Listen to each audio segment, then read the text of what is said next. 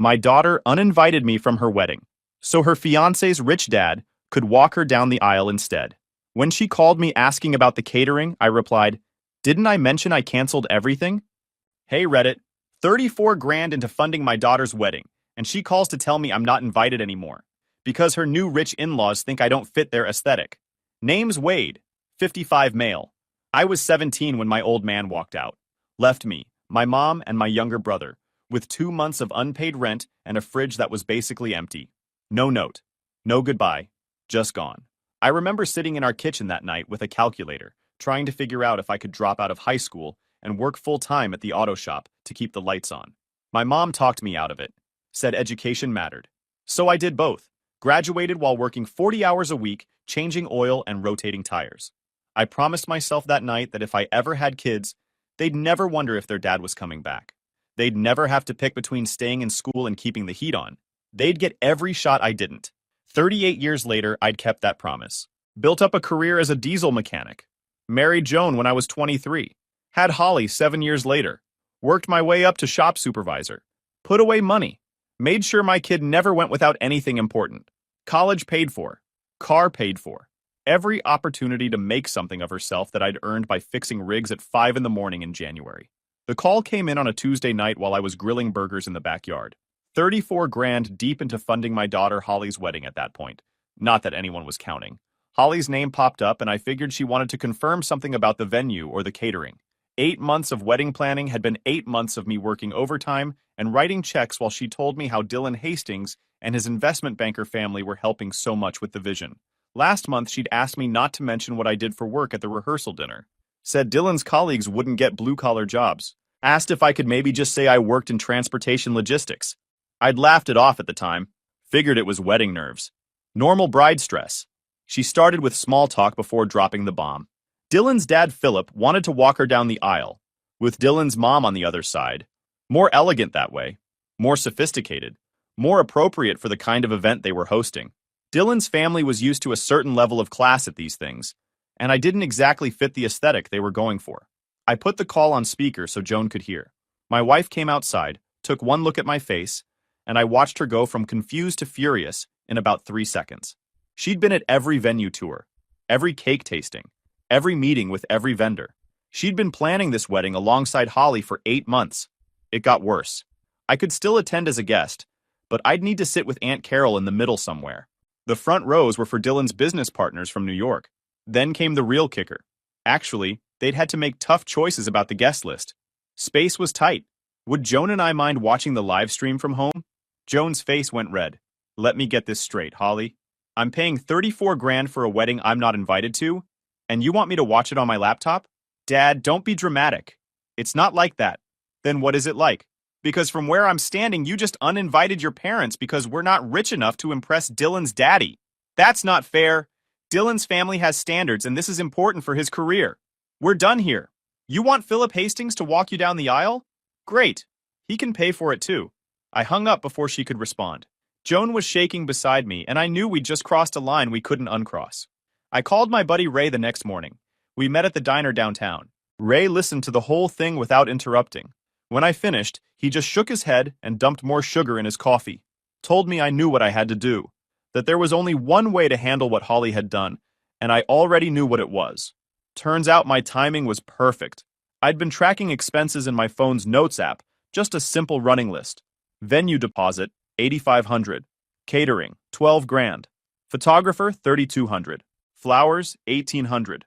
The dress alone was 4,100, with another 600 for alterations that Holly said were absolutely necessary. Then there was the DJ, the cake, the invitations, the programs, the favors, the rehearsal dinner venue. Every week for 8 months, another expense. Another wire transfer, another chunk of my paycheck disappearing into Holly's perfect vision. The photographer's contract said full refund if canceled more than 60 days out. We were 68 days from the wedding. 8 days from the caterer had a 50% refund policy up to 45 days. The florist was 75%. The cake lady hadn't started anything yet, so that was full refund territory. Small miracles. Ray did the math faster than I could. 16, maybe 17 grand back if I moved fast and hit every vendor before their deadlines. Enough for that vacation Joan had been wanting for years. The one we'd always put off because we were saving for Holly's future. Ray laughed so hard at that idea he nearly choked on his coffee. Said he wanted a postcard from me living my best life, while Dylan explained to his senator buddies why the wedding reception had no food, no flowers, and no cake. I spent the rest of that day on the phone. Joan sat next to me at the kitchen table with her own list, tag-teaming vendors. She handled the cake, flowers, rental company. I tackled the big ones. We worked like a team, the way we'd done everything for 32 years. Passing each other notes about refund amounts, it felt good. The photographer actually apologized. Said he'd been getting weird vibes from Holly anyway, especially after she'd called asking if he could Photoshop me out of any photos I accidentally showed up in. He processed the refund right there. Told me he got it. The DJ was easy. Professional. 80% back, no questions asked. The honeymoon resort was even easier. They dealt with cancellations all the time. The caterer was trickier. Woman named Lydia, who'd spent months planning Holly's menu. She'd been genuinely excited about this wedding, had created custom dishes. I felt genuinely bad pulling the plug on someone who'd put real work into the project. But when I explained the situation, Lydia went quiet for a solid 10 seconds. Then she said something I'll never forget. 20 years in the business, and she'd never heard of anything that tacky. She'd handle the cancellation personally and refund every cent. By 5 o'clock, we'd canceled or started cancellations for everything except the venue. That was a loss. Already paid in full with no refund clause. $8,500 gone. But everything else was in motion. Rough estimate put us at $15,000 back. Joan started looking at vacation options. Something for just the two of us. My phone started ringing around 6. Holly. I declined it. It rang again. Declined. Text messages flooded in. Lydia had apparently called her to confirm the cancellation. Holly was having a complete meltdown via text. Dad, what are you doing? Lydia said you canceled. This isn't funny. Call me right now. More texts. Accusations. Threats. Promises that she'd never forgive this manipulation. That I was ruining her life over hurt feelings. That Dylan's family was horrified. That I was proving exactly why they didn't want me at the wedding. I turned my phone off completely. Joan asked what I wanted for dinner. I told her those burgers from last night. We heated them up and sat in the backyard while the sun went down. And for the first time in 8 months, I wasn't worried about the next wedding expense, or calculating overtime hours, or wondering how to make ends meet. The wedding was her problem now. The peace lasted 3 days. Then my credit card got declined at the grocery store. I was buying motor oil and beef jerky when the cashier told me it wasn't going through. I tried my debit card. Same thing. My stomach dropped. I walked outside to call my bank, already running through possibilities in my head. Fraud, identity theft, account error. None of them good. Got a guy named Kevin in the fraud department who told me they'd frozen my accounts due to suspicious activity.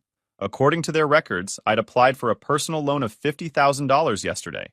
The application was flagged because it requested immediate payment to an account that wasn't linked to my profile. I told Kevin I hadn't applied for any loan.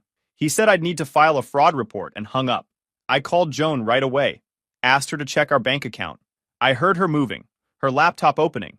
Then silence that went on too long. Then she gasped. $7,500 had been transferred out of our checking that morning. Memo said wedding expenses. Username was HDonovan2024. Holly. I sat down on a parking lot curb, feeling like I'd been hit by one of the rigs I normally fix. We'd set up that account access when Holly moved out for college, for emergencies. One of those parent safety net things that seemed smart at the time. A way to help if she needed it. Joan had completely forgotten about it. So had I. Apparently Holly hadn't. I told Joan to call the bank and report it as unauthorized. Left my motor oil and beef jerky at customer service and drove home probably faster than I should have. When I got there, Joan was on the phone with the bank's fraud department. Her voice that special kind of calm that meant she was about to lose it. I opened my laptop and logged into my credit report for the first time in my life. Nearly threw up. One new credit inquiry from yesterday. Personal loan application for $50,000. None of which I'd authorized. All using my social security number and work information that only family would know. My phone rang. Fraud investigator from the bank. She got right to it. Asked if I'd found unauthorized activity. I told her what happened. The investigator didn't sugarcoat it. This was identity theft. Even though it was my daughter. Even though she'd had previous access for legit reasons. Using that access to start unauthorized transactions was a crime. Was I ready to file a police report? I looked at Joan. She'd finished her call and was standing in the kitchen doorway, arms crossed, face set. She nodded once. Yes. I was filing a police report against my daughter. The next 3 hours were a blur of phone calls and forms. The investigator walked me through filing the police report online. Felt surreal typing my daughter's name into a police report as the suspect. Making it official. The bank issued temporary fraud alerts on all my accounts. New account numbers. New cards. New passwords. I had to call all 3 credit bureaus and put fraud freezes on my credit. Each call took 20 minutes. Each one made me explain what happened. Joan was doing the same thing, freezing her credit, changing passwords, going through every account we had. Multiple banks, credit cards, investment accounts, retirement accounts, insurance. Around 7 that night, I was still going through accounts when Joan came over with printouts from our bank. She'd gone deeper into the statements. Found something that made everything worse. She'd gone through our bank statements for the past year. Every transfer to Holly's account. Every check we'd written for her. Every Venmo payment. Rent help when Dylan lost his job. 3 months of payments. $1,500 a month. The down payment on her car. $6,500. Credit card bailouts. 4 times in the past year. Total of $8 grand. Graduate school application fees, $2,000. Furniture for her apartment, $3,000. Medical bills, $1,200. Car insurance, $1,800. Security deposit on a new apartment, $3 grand. Emergency vet bill for a dog they'd gotten then rehomed, $900. The list kept going. The total was $62,000. Not counting the wedding. Not counting cash when she visited. Not counting groceries or meals or gas we'd covered. I sat down hard. 62 grand in a year, plus the 34 for the wedding. We were 96,000 deep into this kid. Almost 100 grand. And she'd tried to steal more. Ray called around 8 that night. I told him what happened. The fraud, the loan application, the $7,500 transfer. He went quiet for a long time. Asked if I was really filing charges. I told him I already had. That the police report was filed. That the bank was building a case. That I was done. Ray told me something I needed to hear. He'd been in my shoes 3 years ago with his son. Different circumstances, but same betrayal. Same choice. He'd let it slide. Given his son another chance. Been the forgiving father. And 6 months later, his son did it again. Cleaned out Ray's savings. Forged checks. Took out a car loan in Ray's name and defaulted. Wrecking Ray's credit for years. Ray was still dealing with the mess. Ray said his only regret was not pressing charges the first time. That maybe if he had, his son would have learned something. Would have faced real consequences instead of just another lecture. That enabling someone isn't the same as loving them. I thanked him and hung up. Joan was on the couch going through our credit card statements line by line, highlighter in hand, marking every transaction we needed to check. She'd been my partner for 32 years. Supported me through every hard decision. Never once made me feel bad about being a mechanic instead of some corporate suit. Her phone rang. She looked at the screen, sighed, and answered on speaker without saying hello. Holly launched right into accusations without checking who picked up. Why had we canceled everything? Did we have any idea what we'd done? This was her wedding, her special day, and we were sabotaging it because our feelings got hurt. Joan let her finish, then asked a simple question in a voice I'd never heard before. Did you steal $7,500 from us, Holly? Silence. Long, heavy silence. Mom, I can explain. Did you apply for a $50,000 loan using your father's social security number without his permission? More silence. Then Holly tried to justify it. The money was going to be hers anyway. We'd always said we'd help. When I'd gone crazy and canceled everything, she'd had no choice. Dylan's parents would have been embarrassed. Your father filed a police report this afternoon. The bank is investigating. You committed identity theft. There will be consequences. Holly switched tactics. Started crying. Said the wedding was ruined. That Dylan's parents were furious. That Dylan was barely speaking to her. She needed us. Needed her parents. You're not getting another cent from us. If you don't return that $7,500 by Monday, we're pressing criminal charges. We're done, Holly. Holly's tears stopped on a dime. Her voice went from sobbing to cold in an instant. Fine. Dylan's parents will cover everything. They said you two were holding me back anyway. I don't need you. Joan hung up without responding. We sat there surrounded by bank statements and credit reports and proof of our daughter's theft. I realized something sitting there. We'd already made our decision. There was no going back. No reconciliation that would make this okay. We'd lost our daughter. Or maybe she'd lost us. The next morning, I called the investigator and told her to go ahead with the investigation. My buddy Pete from the shop turned out to be more useful than I expected. Pete's son-in-law was a paralegal who dealt with fraud cases. When I mentioned my situation during Thursday morning break, he made a call right there. Guy named Mike got on the phone and asked 3 rapid-fire questions. When I answered, he told me not to tell her anything. Let the investigation play out. He'd email me a document checklist within the hour. Mike's list came through before lunch. 23 items, copies of the police report, bank statements showing the unauthorized transfers, screenshots of the loan application, emails, text messages, contracts with wedding vendors. If this went criminal, I needed solid documentation. I spent my lunch break working through the list one by one. Joan was doing the same thing at home. She'd called in sick to the library, which she never did, and was building her own paper trail. Every email Holly had sent about wedding expenses. Every text where she'd asked for money. Every invoice and contract. The woman was thorough when she wanted to be. When I got home that evening, Joan had papers spread across the entire dining room table. She'd created a timeline of everything. Every request for money. Every excuse. Every promise to pay us back that never happened. The timeline went back 3 years. 3 years of us saying yes when we should have been asking questions. Looking at it all laid out like that, I realized something. This had been building for years. The wedding was just where it all came to a head. Holly had been treating us like ATMs for a long time, and we'd let her because we loved her. Because we wanted her to have opportunities. Turns out we'd been letting her become exactly what she was now. Someone who saw her family as resources to take from instead of people to love. Pete called that evening with more news. The loan Holly had taken out in my name? Bank had traced it. The money went to a wedding planner account. She'd been trying to hire someone to fix everything last minute. The bank had frozen the account when they realized it was fraud. The wedding planner was cooperating, returning it all. But the detective wanted to talk to me Monday.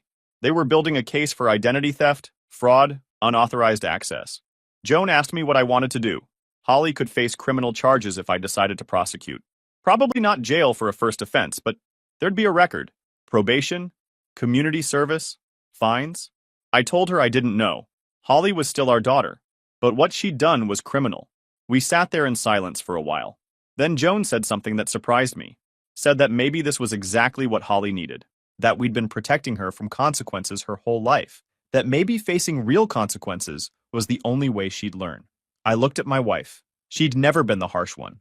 Never been the one to suggest tough love. That was usually my area. But she was right. Maybe it was time to let her face the consequences of her own choices.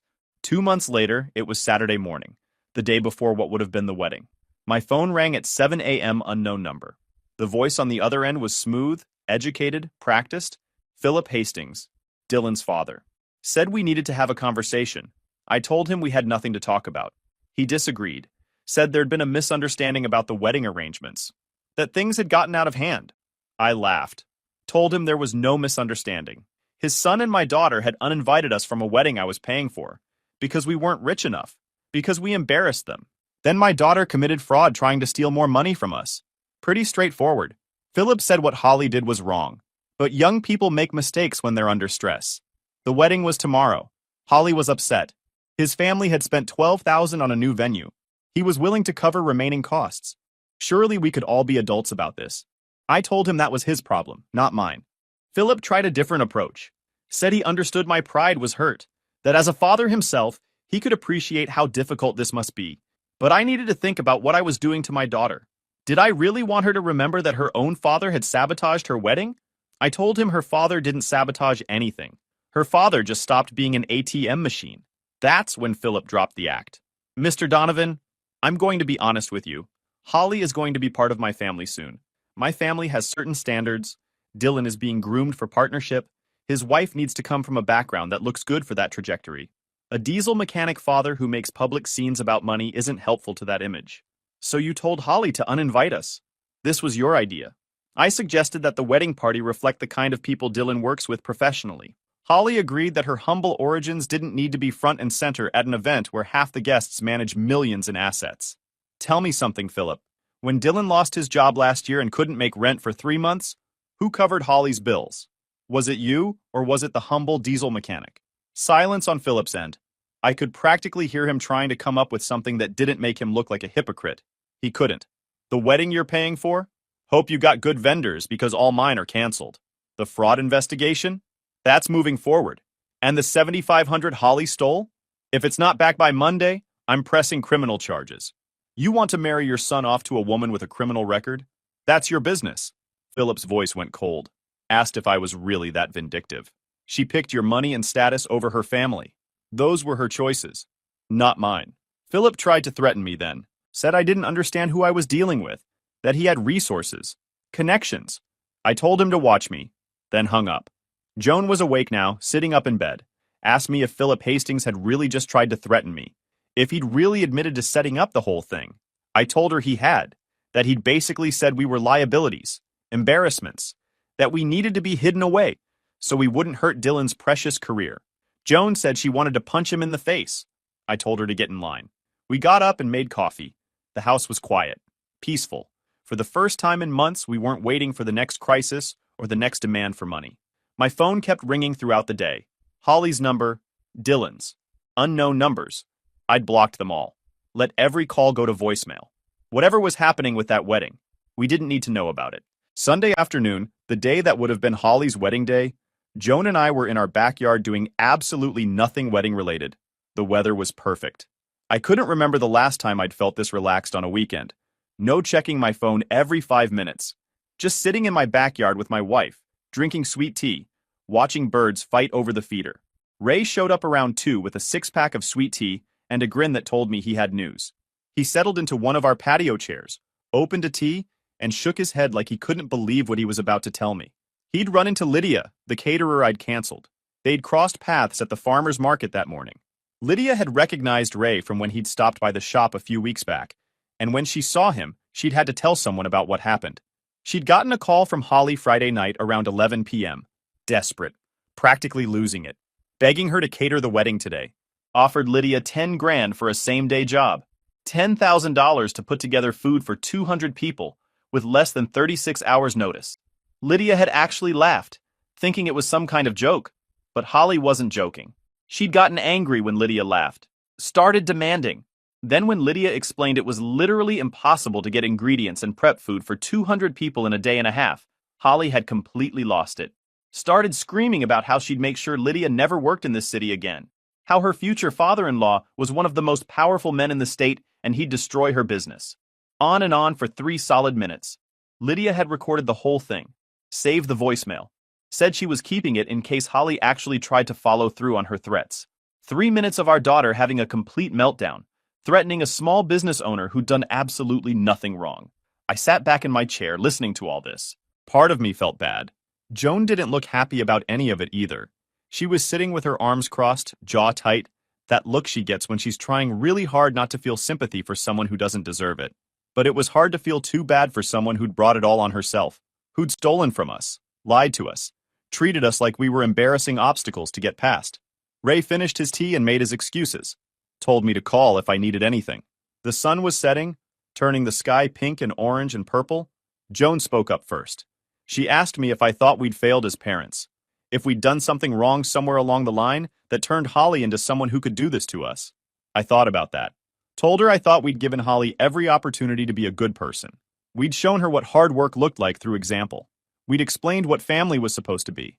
If she'd picked to ignore all that for a guy with money and a fancy job title and parents with country club memberships, that was on her, not us. Joan asked what I was going to tell the investigator Monday.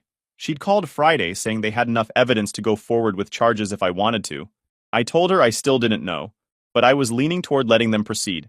My phone buzzed then. Text from an unknown number. I opened it anyway. Dad, it's me. Please don't block this number. I need to talk to you. The wedding was a disaster. Everything fell apart. Dylan's not talking to me. His firm called him in. I made a mistake. Please, I need you. I showed Joan. She read it, her expression not changing at all, and handed the phone back without a word.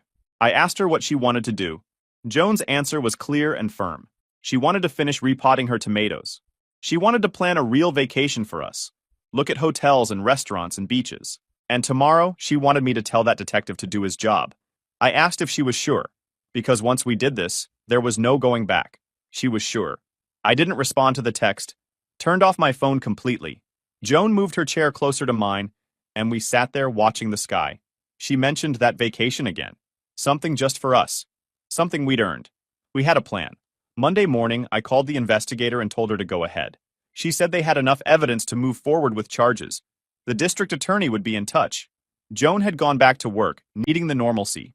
I was at the shop doing an oil change when Pete came to get me. Told me there was someone in the front office who needed to see me. Holly was standing there looking like she'd aged 5 years in a week. Makeup running, hair unwashed, wearing sweatpants and an old college hoodie. Eyes puffy and red. She'd been crying recently and was gearing up to cry again. I didn't give her the chance to start. You need to leave. There's nothing to talk about. The police are involved. Whatever you came here to say, save it for your lawyer. Dad, please, just listen. No. You made your choices. You stole from us. Lied to us. Treated us like we were embarrassing trash you needed to hide. And now, you want me to listen? She tried anyway. Started with the apologies. She knew she'd messed up. She'd said terrible things. But the stress, Dylan's parents pushing her, everything getting out of control. I cut her off. Don't blame stress. You weren't stressed when you told us to watch your wedding on a live stream. You weren't stressed when you tried to take out a loan using my social security number. You made deliberate choices because you cared more about Philip Hastings' opinion than your own parents. I was trying to fit in with Dylan's world, and that's the problem. You threw away your actual family to impress people who think we're garbage. People who look down on us. She broke down crying then. Told me about the wedding, how half the guests didn't show up, how the ones who did spent the whole time whispering about the disaster, how Philip spent the reception apologizing for her like she was his biggest mistake, how Dylan barely looked at her the entire night. I'm sorry that happened to you. She looked up, hope showing in her eyes. But I'm not sorry enough to fix it. The hope died. She stared at me like I'd slapped her. The wedding was horrible, Dad. Everything fell apart, and now they're saying I could go to jail. You have to drop the charges. Please. I'll pay back every cent. I'll do whatever you want. Just make this go away. Probably not jail. First offense, you'll get probation. Community service. But yeah, you'll have a record. A permanent one. This will ruin my life. Dylan's parents won't let him marry someone with a criminal record. His firm already called him in about his judgment. Everything I worked for will be gone. I let that sit for a second. Then I said what needed to be said. You didn't work for anything. Your mother and I worked. We paid for your education, your car, your apartment, your wedding. We worked overtime and extra shifts and cut our own budget so you could have opportunities. And you paid us back by stealing from us and telling your new family that we weren't good enough to be seen with you. But I'm your daughter. You're supposed to forgive me. You're supposed to love me no matter what I do. I do love you. That's why this hurts so much. But love doesn't mean letting you treat us like an ATM with no feelings. It doesn't mean protecting you from consequences when you commit actual crimes. So you're really going to let them prosecute me? Your own daughter? Yes. She stared at me for a long moment, then tried one last angle, the one I'd been waiting for. Mom wouldn't do this. Mom actually loves me. Your mother is the one who told me to press charges. She's the one who couldn't sleep for 3 days after finding out what you did. She's the one who cried for 2 hours about losing her daughter. So don't you dare try to play us against each other. She's done with you too. Holly's face went from desperate to cold in about 2 seconds. Fine. I don't need you. Dylan and I will figure this out. His parents will help us. They actually care about my future instead of holding me back out of jealousy. Dylan's parents care about their son's image. The second you became a liability with a criminal record, they dropped you. Dylan's firm is questioning whether to keep him. You think Philip Hastings cares about you now? You're the embarrassment he has to explain to his country club friends. You're wrong. They're not like you. They understand ambition. They understand wanting more than a boring life in a boring house with boring parents. There it was. You're right. I am boring. I fix trucks. I live in the same house for 30 years. I married the same woman and stayed with her through good times and bad. I'm proud I raised a daughter who had every advantage we never had. I'm just not proud of what she decided to do with those advantages. She had nothing to say to that. Just stood there, looking like exactly what she was. Someone who'd bet everything on the wrong people and lost. You can go now. The detective will be in touch about your court date. Make sure you show up. Skipping it would add more charges. I hate you. I actually hate you right now. I know. Maybe someday you'll understand why I did this. You need to leave. I have work to do. She left. Just walked out quietly, defeated. I watched her get into a BMW I'd never seen before. Probably Dylan's. Probably the last thing of his she'd get to use. And sit in the driver's seat for a long moment before starting the car and driving away. Pete appeared from the back office where he'd been pretending not to listen. You okay, Wade? Yeah, that needed to happen. Think she'll come around eventually? No, she won't. And I'm okay with that. I went back to the bay and finished the oil change. My mind was clear. Some decisions hurt in the moment, but feel right in your gut. This was one of those. When I got home that evening, Joan was cooking dinner and humming to herself, and I knew we'd made the right choice. That night in bed, Joan asked if I had any regrets. I told her I thought we'd given Holly every opportunity to be a good person. If she picked wrong anyway, that wasn't on us. Joan agreed, said she had to believe that. Otherwise, she'd go crazy trying to figure out where we failed. I pulled her close, told her we'd figure it out together. We always had. 3 months later, we were on that cruise. The Greek islands were exactly as beautiful as Joan had imagined.